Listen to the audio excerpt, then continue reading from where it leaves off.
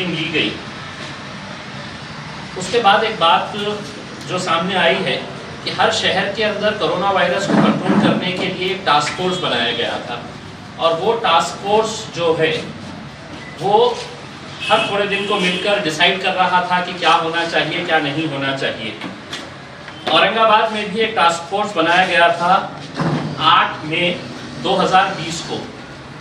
8 मई 2020 को एक task force बनाया गया था, और उस टास्क फोर्स के अंदर जो डॉक्टर कानन येड़ीकर अधिष्ठाता शासकीय वैद्यकीय महाविद्यालय औरंगाबाद ये अध्यक्ष, और डॉक्टर नीता पडड़कर आरोग्य वैद्य अधिकारी सदस्य सचिव, ये ऑर्डर निकला था।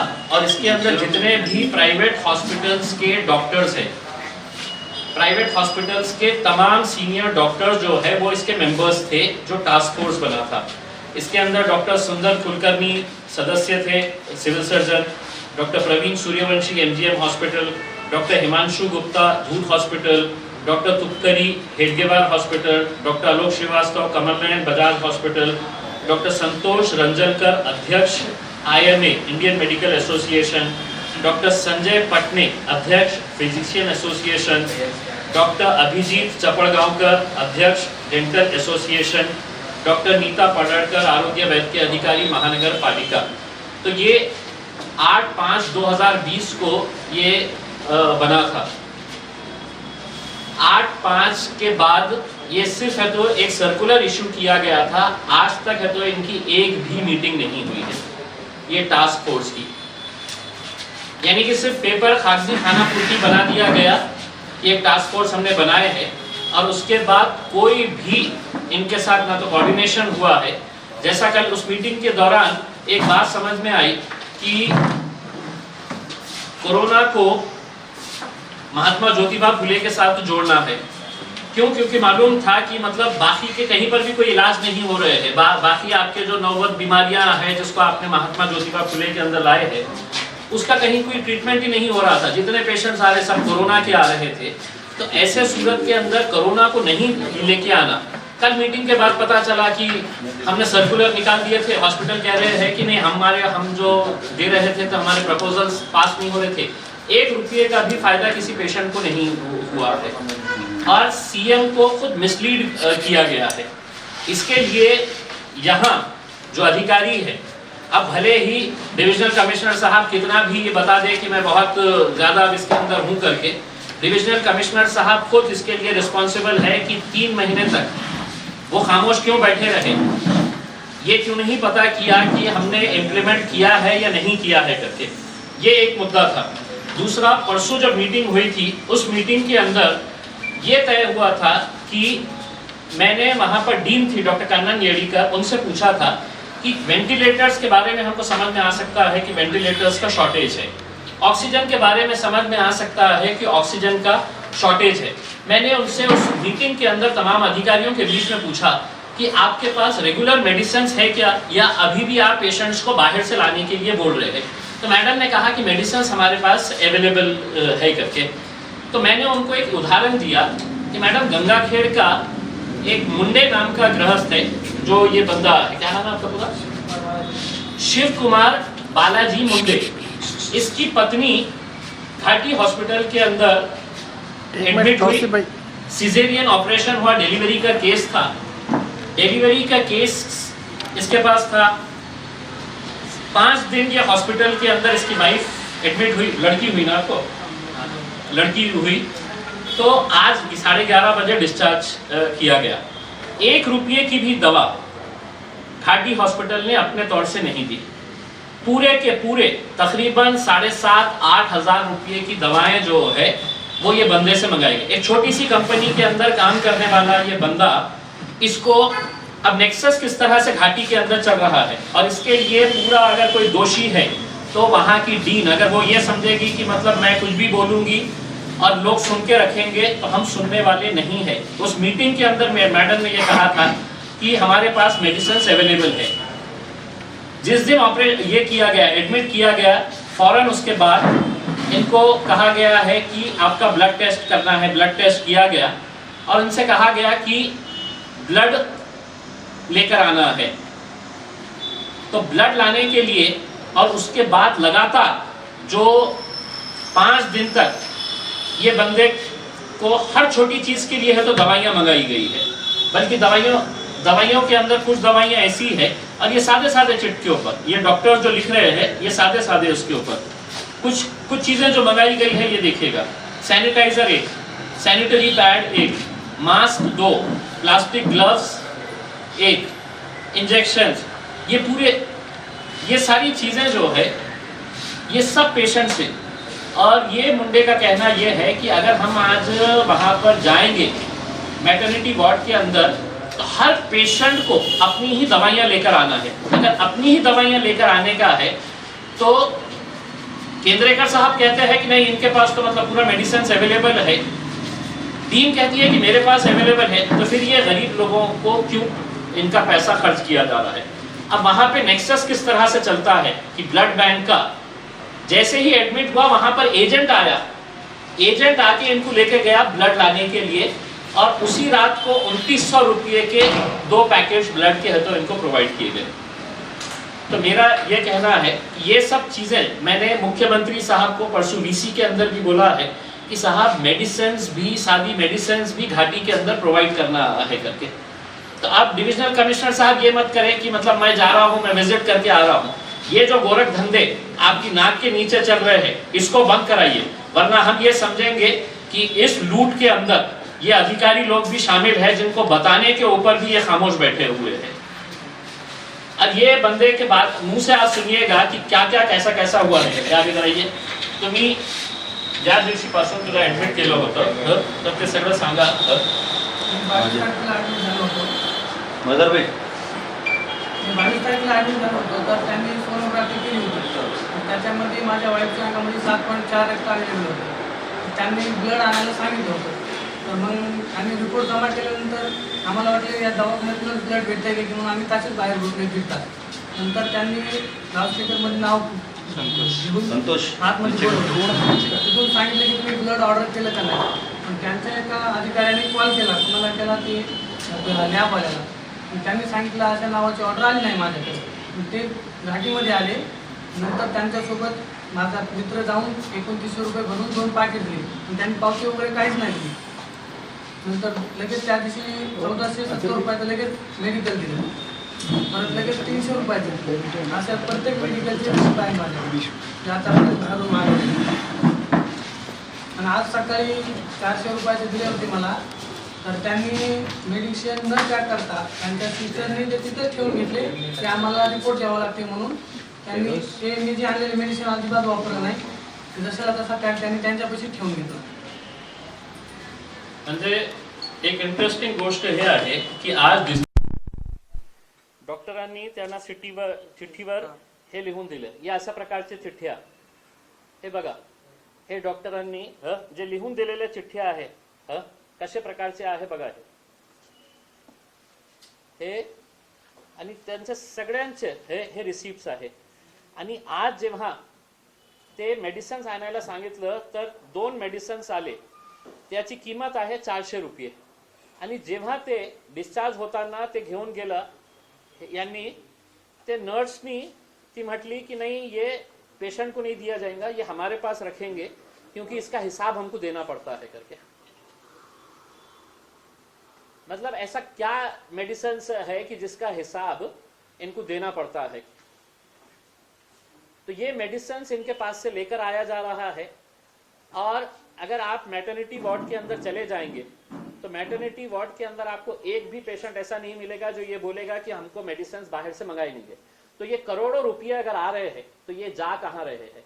मेरी मांग है कि सरकार अगर सही में गरीबों की हकदार है, गरीबों के बारे में सोच रही है, तो कन्नन येडीकर जो डीन है जिसकी नाक के नीचे ये सब धंधे चल रहे हैं, इनको फौरन सस्पेंड करना चाहिए, इनको नौकरी से बर्खास्त करना चाहिए। अगर उनकी नाक के नीचे इस तरह से गरीबों को लूटने का काम चल रहा है और वहां पर पूरे जो नर्सेज है वो पूरे इन्वॉल्व है, जो नर्स का नाम है वो नर्स का नाम उन्होंने दिए है, हमने उनके लिए इंक्वायरी करने के लिए। ब्लड बैंक से मतलब ऐसा इनका क्या कनेक्शन है कि ब्लड बैंक का एजेंट इनके पास आता है और एजेंट लेके जाता है कि तुम्ही चला मी तुम्हाला ब्लड देतो करके। जिसके घर वाले एडमिट है हॉस्पिटल के अंदर उसको तो कहीं ना कहीं से कुछ ना कुछ तो भी जुगाड़ करने का है। अब ये बंदा एक छोटी सी कंपनी के अंदर छोटी सी नौकरी करता है, गंगाखेड़ का रहने वाला है, इसके लिए कोई ना कोई तो खड़े रहना चाहिए ना। अगर ये सब इसी तरह से अगर लूट चलती रहेगी और हम बोलेंगे की नाही हम अभी जाके विजिट करने वाले हैं, हम देखने वाले हैं, याच्यापेक्षा जास्त तुम्हाला एव्हिडन्स काय पाहिजे? मतलब कोट्यवधी रुपये डिव्हिजनल कमिशनर म्हणतो की आम्ही कोट्यवधी रुपये यांना दिलेले आहे, ते डीन मीटिंग मध्ये सांगते की माझ्याकडे मेडिसिन्स अवेलेबल आहे। मग हे अशा प्रकारचे कोणते मेडिसिन्स आहे जे तुमच्या हॉस्पिटल म्हणतो की नाही आमच्याकडे द्या, ते तुम्हाला पेशंटवर आम्ही वापरणार नाही। मतलब ग्लव्स भी है तो आप इनसे मंगा रहे हैं, मास्क भी आप उनसे मंगा रहे हैं, सैनिटाइजर भी आप इनसे मंगा रहे हैं, सैनिटरी पैड्स भी आप इनसे मंगा रहे हैं, मगर हॉस्पिटल है तो किस बात के ऊपर खर्चा कर रहा है? छोटी छोटी दवाइयां लाने के लिए। उनका बोलना ये है कि ये जो मेडिकल स्टोर है इनसे कुछ साठगांठ है, ऐसा लगता है किसी ना किसी के साथ। देखिए ये जो हॉस्पिटल, आप मुझे ये बताइएगा कि किसी भी सरकारी अस्पताल के अंदर ये सिस्टम ही नहीं है कि आप दवाई लेके आ जाइए और हमारे पास दे दीजिएगा, हमको तो ऊपर हिसाब देना पड़ता है। कोई खाने का तो नहीं है ना भाई, जितनी भी दवाइयां है वो इस्तेमाल करने वाली है, उसके अंदर वो पेशेंट के ऊपर यूज करने की है। ये दवाइयां दोबारा वापस मार्केट के अंदर जा रही है, ब्लड बैंक्स के साथ इन लोगों का सेटिंग है। कौन सी ब्लड बैंक है, कौन सा एजेंट आके वहां पर इनको लेके जाता है प्राइवेट के अंदर, उस दिन कितना स्टॉक था ब्लड का। मतलब ये गरीब आदमी है, इसको 2900 रुपये का रातों रात जाके, कोई भी रहेगा, इसकी पत्नी है बोल के ये नहीं है उसके अंदर। मेरा बेटा भी रहता, डॉक्टर बोला होता है कि 10 पैकेट लेके आओ करके, तो मैं भी जाके 10 पैकेट लेके आया होता उसमें कहीं से भी। लेकिन फिर हॉस्पिटल के अंदर अगर ये सब चल रहा है और यहाँ पर अधिकारी इसके ऊपर कोई कार्रवाई नहीं कर रहे हैं, डीन मीटिंग के अंदर बोल रही है कि मेरे पास है सब कुछ, उसके बावजूद भी अगर कुछ नहीं हो रहा है तो कहीं ना कहीं किसी ना किसी को तो भी खड़े रहना पड़ेगा उसमें। और बहुत सारे ऐसी बातें सामने आई है। अब आपको ये बताऊं कि मैंने जब मीटिंग के अंदर ये नाम बताया कि इन्होंने मुझे मैसेज किए थे, वो मैसेज मैंने है तो पढ़ के सुनाया। मैं बोला मॅडम आपण सांगितलं ना, मला डीनला मी विचारलं, सांगितलं की मॅडम आपण सांगितलं ना की मेडिसिन्स आहे, आता माझ्याकडे एक हे आहे महाशय, त्यांनी गंगाखेडला राहणारे आहे, त्याची बायको तुमच्या हॉस्पिटलमध्ये आजही ॲडमिट आहे आणि त्यांनी मला SMS पाठवलेला आहे की त्यांचं म्हणणं आहे की आतापर्यंत मी 7000 रुपये खर्च केलेले आहे करके। तो बोले सर आप मुझे नाम बताइए ना करके। तो मैंने नाम बताया, पूरे मीटिंग के अंदर नाम बताया है कि ये नाम का मुंडे नाम का है और इसकी वाइफ। अब मैटरनिटी वार्ड के अंदर पूरा घाटी तो मैटरनिटी वार्ड नहीं है, 2 मैटरनिटी होंगे, उसमें 3 होंगे, 4 होंगे उसके अंदर। वहां पे जाके कल मुझे डीन का मैसेज आता है कि मुंडे नाम की कोई पेशेंट हमारे पास एडमिट ही नहीं है सर करके। लेकिन कल उसी मुंडे के पास कौन जाते हैं और क्या बोलते हैं, बोला डॉक्टर साहेब कोण आलते, मी आतमध्ये होतो, माझ्या वाईफला विचारलं की तुम्ही तक्रार कुणापाशी केली होती की मेडिकल बाहेरून आणतात म्हणून, असं विचारलं होतं मी आतमध्ये। मतलब एक तरफ जाके वो पेशेंट को पूछना है कि तुमने तकरार की है क्या, तुमने तक्रार की है तो किसके पास की है। अब इनकी वाइफ ने बोली कि मुझे नहीं पता है कि माझ्या नवऱ्याने कुणाला बोलले असेल तर मला माहित नहीं करके उसमें। और दूसरी तरफ दीन मुझे बोलती है कि मुंडे नाम का कोई पेशेंट यहाँ पर एडमिट ही नहीं है करके। तुम्हाला कोणी धमकी दिली होती? नाही, ऍडमिट असलेले पुरे कागदपत्र आहेत ना। धमकी धमकी कुछ भी नहीं है, धमकी कुछ भी नहीं है इसके अंदर साहब। ये मतलब ये बहुत बड़ा गोरख धंधा वहाँ पर चल रहा है, जिसके अंदर मैं समझता हूँ कि बहुत सारे लोग इन्वॉल्व है, इसके अंदर ब्लड बैंक्स इन्वॉल्व है।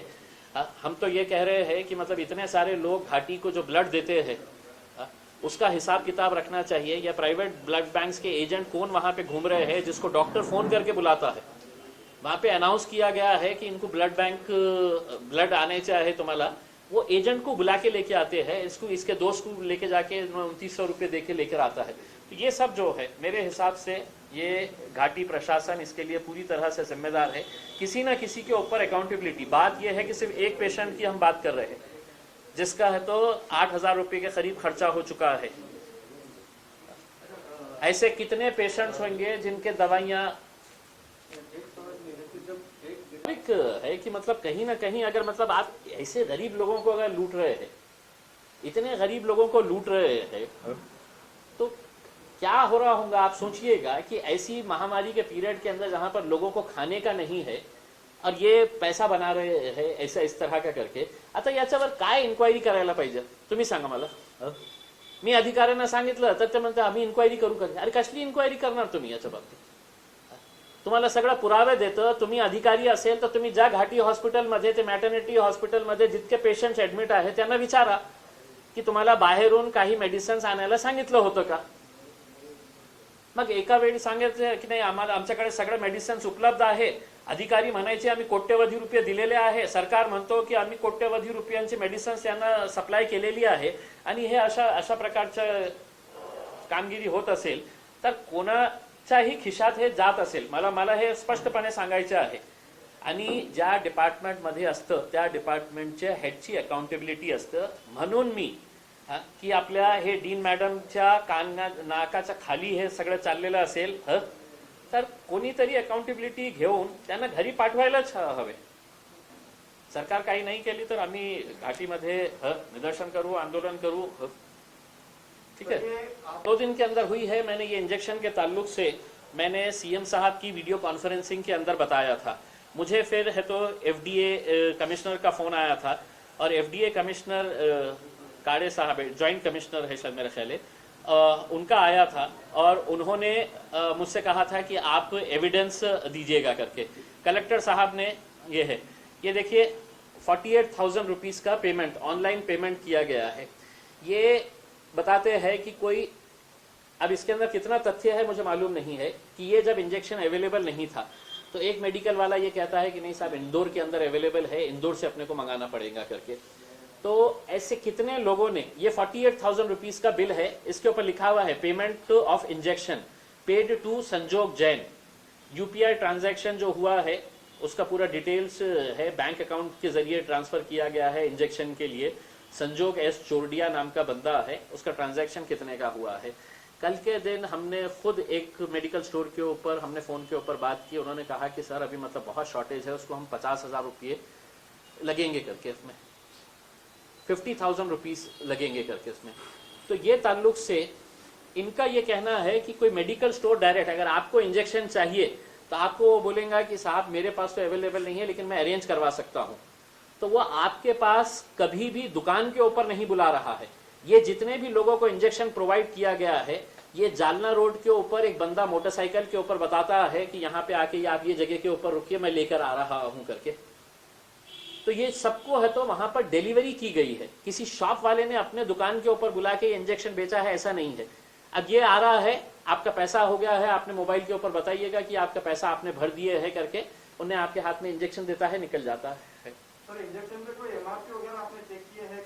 हमने किसी को भी नहीं मालूम है, किसी को भी नहीं मालूम है. हमने तो कल के दिन कल की मीटिंग के अंदर रखे हैं कि साहब ये मेडिसिन जो है, ये मेडिसिन का रेट जो है वो आप हॉस्पिटल के सामने लगाइए और ये इंजेक्शन इतने में मिलना चाहिए करके उसमें.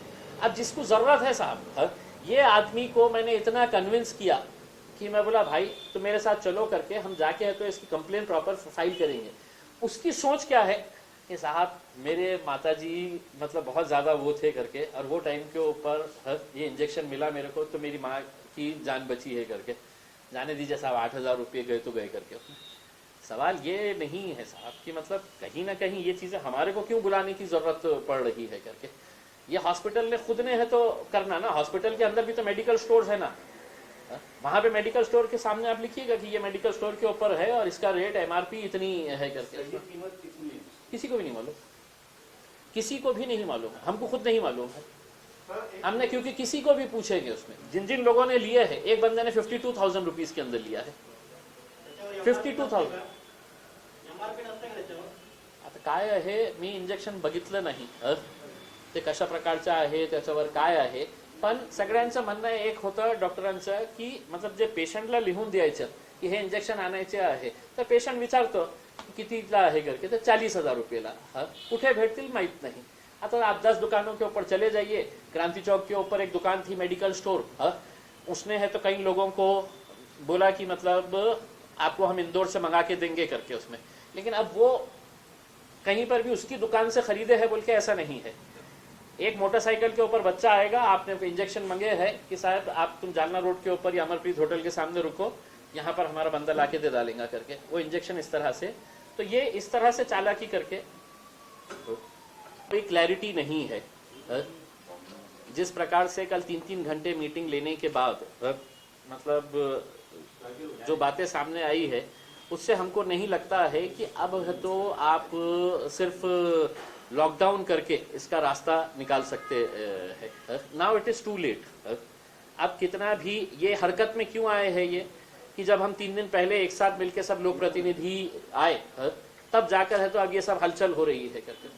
आप ये बताइए ना, ये मतलब आप ही ने फॉर्म किए थे टास्क फोर्स, एक ही मीटिंग झाली नाही, मी सगळे डॉक्टर्सना विचारलं, मग कशाला आपण अध्यक्ष होऊन बसले होते dean madam, secretary madam, Neeta Padalkar madam, की आपण का डिक्टेटरशिप चालवतो का की नाही आम्ही जे म्हटलं ते फायनल, हे डॉक्टर जे आहे यांना काही कळत नाही, आम्ही जे म्हटलं तर म्हटलं.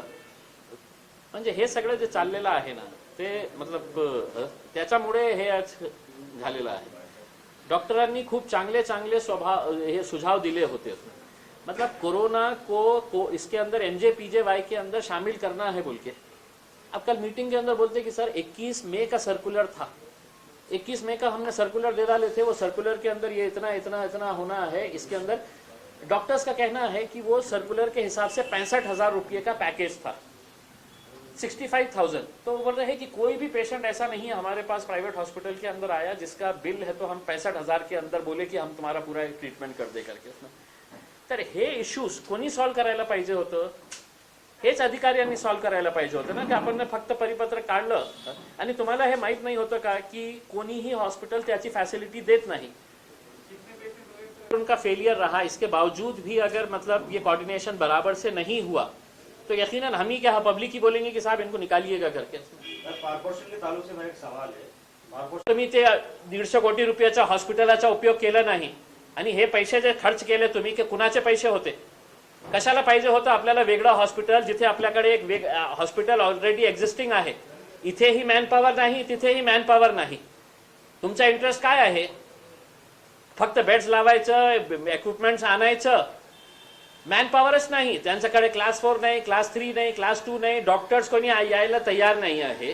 आज ही परिस्थिती तर ते म्हणतात की नाही आम्ही सुपर स्पेशालिटी सुरू केलं. मी म्हटलं मला माहित आहे कशा सुरू केलं, फक्त या पेशंटला उचलायचं आणि तिथे आपको वो जो अभी बताया है जिसके अंदर जब मीडिया ने है तो आलोचना करना शुरू करी कि ये मेल्ट्रॉन का ये हो गया है करके, आप लोगों ने किए तो बोले नाही आम्ही 9 पेशंट्सला आता त्याने शिफ्ट केले. कुठून शिफ्ट केलं तर ते सिव्हिल हॉस्पिटलमध्ये उचलले आणि त्याला तिथे शिफ्ट केले, फक्त हे दाखवण्यासाठी की आमचं हॉस्पिटल सुरू झालेलं आहे करके.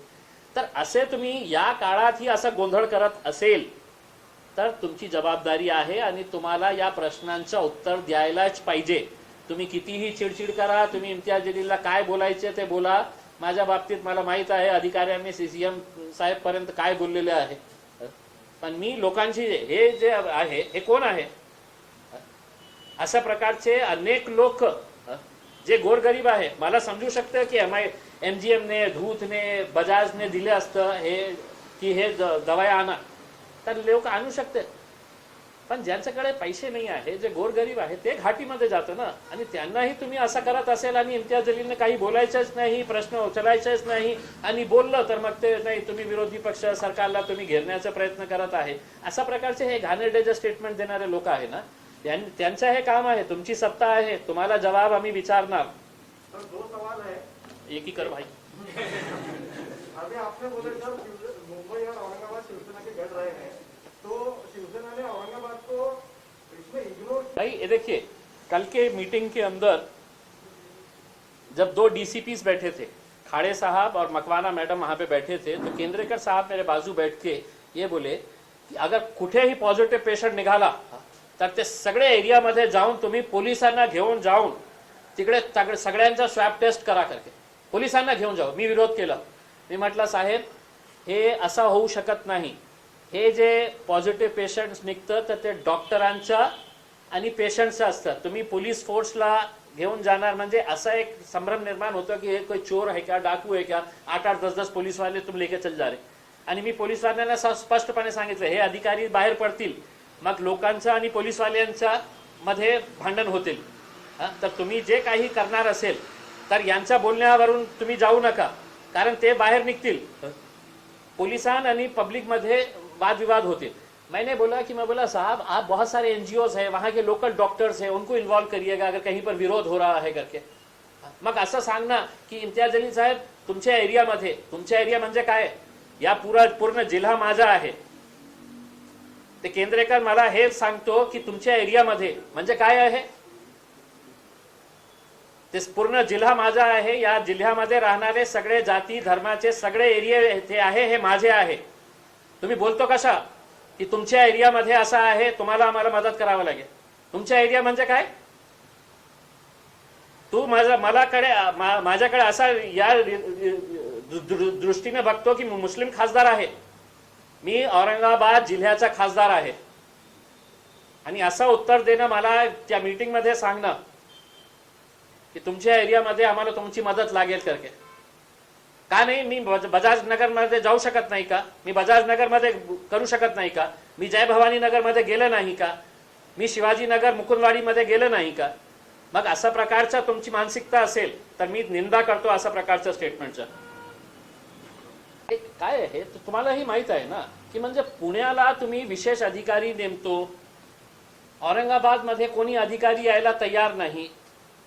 मग जेव्हा 3 महिन्यानंतर आम्ही त्यांना सांगतो की साहेब आता खूप झालेला आहे, आता काहीतरी, आणि औरंगाबाद मध्ये काय झालं होतं की एक डिक्टेटरशिप टाईपचं जे एक डिसिजन मेकिंग पॉवर ऑथॉरिटी झाली होती. आपण का हे नाही केलं, तुम्ही निग्लेक्ट केलं, लोकांना तुम्ही कॉन्फिडन्स मध्ये घेतलं नाही. अधिकाऱ्यांना दिल्लीमध्ये मुंबईमध्ये बसलेले जे सेक्रेटरीज आहे त्यांनी विशेष लक्ष दिले नाही. हेच मुख्यमंत्री साहेब आहे ना की तुम्हाला माहित असेल की त्यांनी या शहरामध्ये सांगितलं होतं की निवडणुकीच्या काळात मी दर 15 दिवसांनी औरंगाबाद मध्ये येणार. औरंगाबाद मध्ये त्यांचं औरंगाबाद वेगळं आहे, ते औरंगाबाद मध्ये येणार. मग त्यांनी जबाबदारी टाकली होती की या औरंगाबाद मध्ये आदित्य ठाकरे साहेब विशेष लक्ष घालतील. मग या काळात आपण लोकांना मरून द्यायचं, मरण्यासाठी सोडायचं, निवडणुकीच्या काळात आपण 10-15 दिवसानंतर यायचं. म्हणजे हे तुम्हीच सांगितलं होतं, त्यांचं स्टेटमेंट आहे, तुम्ही काढून बघा की निवडणुकीच्या काळात ते 15 दिवसांनी येणार होते. आणि इतकी भयानक परिस्थिती असूनही सुद्धा कोणीही त्याचं लक्ष देत नाही. सेक्रेटरी त्यांना मिसलीड करत आहे. मी मुख्यमंत्री साहेबांना खूप आदर करतो आणि त्यांचं कौतुकही केलं की आपण खूप चांगली कामगिरी करत आहे. पण आमची अपेक्षा हे होती की ज्या औरंगाबाद शहराच्या बाबतीत तुम्ही सदैव इतकं उत्साही असतं की आमचा हे गड आहे, हे गड आहे, तुमचा गड म्हणजे खड्ड्यात गेलेला आहे आता, आणि त्याच्यावर काही होत नसेल तर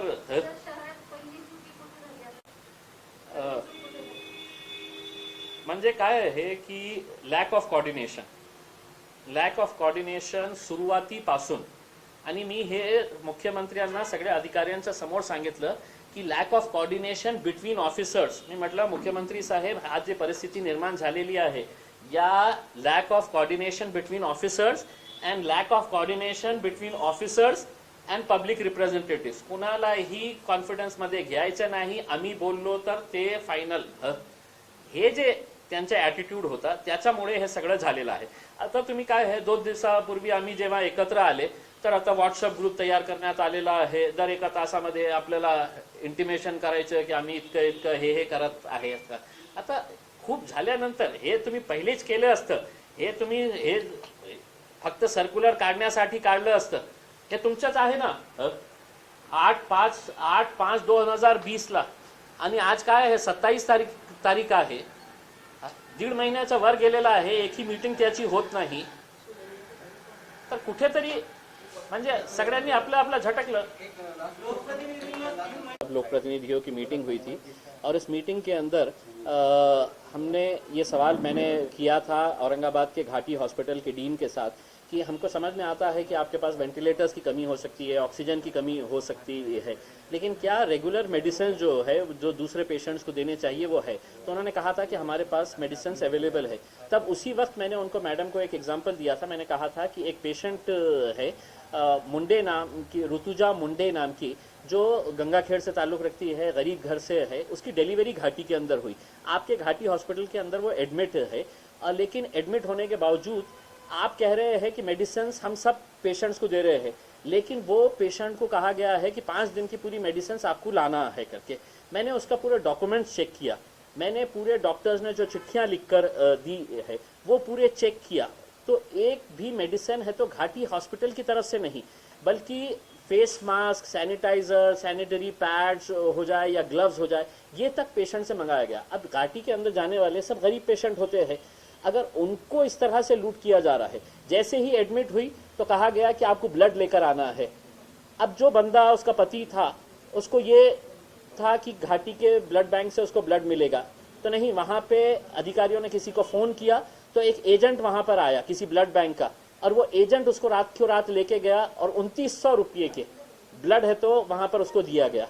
5 दिन के अंदर तकरीबन 8000 रुपये का खर्चा ये लड़के का वहाँ पर उस घाटी हॉस्पिटल के अंदर सिर्फ एक डिलीवरी के केस के लिए हुआ है। आज जब उसको डिस्चार्ज किया जा रहा था तो उसको फिर दवाइयाँ लिख कर दी गई कि ये लेकर आओ करके। वो लेकर आया, 400 रुपये की दवाइयाँ लेकर आई, तो वो नर्स ने रख ली और ये कहा कि नहीं, ये पेशेंट को नहीं देना है, ये हमको हॉस्पिटल के रिकॉर्ड के लिए मेंटेन करना पड़ता है करके। तो वो दवाइयाँ खुद अपने पास रख ली। तो मैं ये समझकर चलता हूँ कि घाटी हॉस्पिटल के अंदर इस तरह का एक घोरक धंधा चल रहा है। वहाँ पे अगर डीन है और डीन की नाक के नीचे अगर ये काम चल रहा है तो मैं इसके लिए पूरी तरह से डॉक्टर कन्नन येड़ीकर जो घाटी हॉस्पिटल के डीन है उनको दोषी मानता हूं और सरकार से अनुरोध करता हूं, इस तरह के गरीबों की लूट अगर हो रही है तो डीन के खिलाफ एक्शन लेना चाहिए, उनको सस्पेंड करना चाहिए। अगर इंक्वायरी निकलेगी तो आपको पता चलेगा कि मैटरनिटी वार्ड के अंदर हर पेशेंट को यही कहा जा रहा है कि आप बाहर से लेकर आओ। प्राइवेट हॉस्पिटल में अगर कोई पेशेंट गया तो वो ला सकता है, उसके पास पैसे की ताकत है, लेकिन गरीब आदमी जिसके पास पैसे नहीं होते हैं वो घाटी में जाता है। और अगर घाटी में इस तरह की लूट हो रही है और सरकार और पूरे अधिकारी खामोश है तो कहीं ना कहीं इस लूट के अंदर वो भी शामिल है, मेरा ये कहना है। जब मुख्यमंत्री साहब के साथ वीसी हुई वीडियो कॉन्फ्रेंसिंग तो उसमें तकरीबन 6 सेक्रेटरीज मौजूद थे। मैंने ये सवाल मुख्यमंत्री साहब से कहा कि 1.5 महीना पहले यहाँ पर महाराष्ट्र के स्वास्थ्य मंत्री राजेश टोपे साहब आए थे और उन्होंने कहा था कि हमने जब ये मांग की थी कि कोविड को भी, कोरोना के केसेस को भी आप महात्मा ज्योतिबा फुले के साथ जोड़ दे, तो उन्होंने उस वक्त भरी प्रेस कॉन्फ्रेंस और मीटिंग के अंदर कहा था कि हमने इसको जोड़ने की प्रक्रिया शुरू कर दी है करके।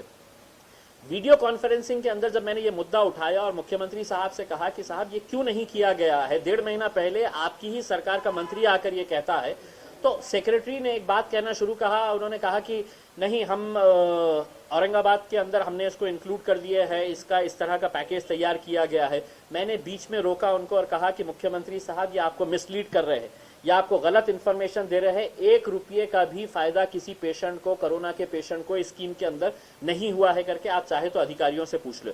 अब कल जब हमने मीटिंग लिए प्राइवेट हॉस्पिटल्स की तो पता चला कि नहीं, हमने तो 21 मई को सर्कुलर निकाल दिए, तो हॉस्पिटल वाले बोलते हैं कि नहीं सर, हमने प्रपोजल भेजा तो हमारे प्रपोजल एक्सेप्ट ही नहीं हो रहे हैं।